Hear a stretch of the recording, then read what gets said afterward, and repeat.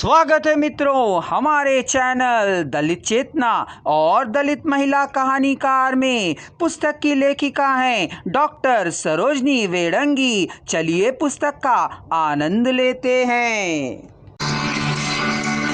मंगली, तू मत रो, भला हम भी क्या कर सकते हैं, सब भगवान की मर्जी है।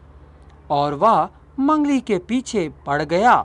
वह अकेली झोपड़ी में क्या करेगी? मेरे पास सर्वेंट्स क्वार्टर्स में आ जा, कोई मदद चाहिए तो कहना, मैं तुरंत कर दूंगा।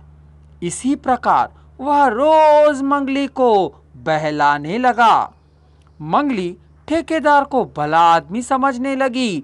उसकी मदद को स्वीकार कर वह उसके क्वार्टर्स में उसके साथ रहने लगी। ठेकेदार की 2 लड़कियां थीं। पत्नी मर चुकी थी। दोनों लड़कियों की शादी भी हो चुकी थी। वे अपने मायके कम ही आती थीं। ठेकेदार भी व्यस्त ही रहता था, इसलिए वे मायके आना पसंद ही नहीं करती थीं। अब रोज ठेकेदार कोई ना कोई वस्तु खरीद कर लाता और क्वार्टर्स में जाकर मंगली को देता। वह मंगली पर डोरे डालने लगा था। भोली मंगली ठेकेदार की जालसाजी को समझ नहीं पाई। मंगली ठेकेदार के चाल को सहानुभूति समझ बैठी थी। महीना भर बीतने के बाद ठेकेदार ने मंगली से कहा कि क्या तुम सुखी हो, खुश हो? मैं तुम्हें कोई तकलीफ थोड़े होने दे रहा हूँ। मेरी भी पत्नी नहीं है, तेरा भी पति नहीं है, हम दोनों भी दुखी हैं। मंगली घूंघट काढ़े सभी बातों को सुन रही थी। ठेकेदार आगे बढ़कर मंगली के हाथ को छुआ। मंगली गुस्से से बोली, मैं एक विवाहिता हूं, मुझे छूना मत।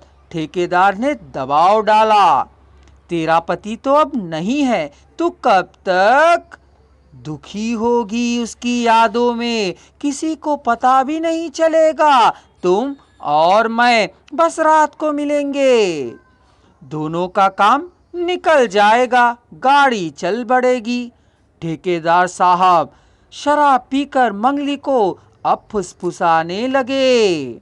वह मंगली के विषय में भ्रम ना था, उसका अंदाजा गलत निकला।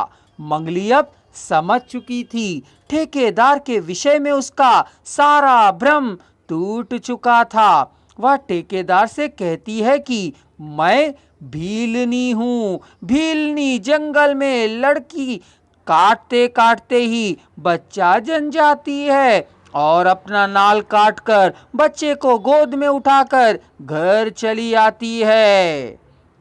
ठेकेदार मंगली की बातों से तिलमिला गया और उसे दबोचने के लिए आगे बढ़ा।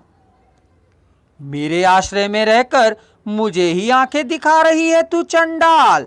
कहीं की जिंदगी भर सावित्री ही बनी रहेगी क्या? देखता हूँ कैसे बचेगी तू और कौन बचाएगा तुझे यहाँ। कहते हुए वह मंगली की ओर झपटा और उसे अपनी बाहों में जकड़ना चाहा, पर मंगली बहुत बहादुर थी। वह ठेकेदार से बचने के लिए अपना घूंघट हटाकर चूल्हे के जलावन लकड़ी से ठेकेदार पर हमला कर देती है और सीधे दौड़कर पुलिस थाने जाकर रिपोर्ट दर्ज करवा देती है। यहाँ पुलिस की भूमिका को लेखिका ने सकारात्मक रूप में दिखाया है। पुलिस के रक्षक रूप को लेखिका ने भक्षक नहीं बनने दिया।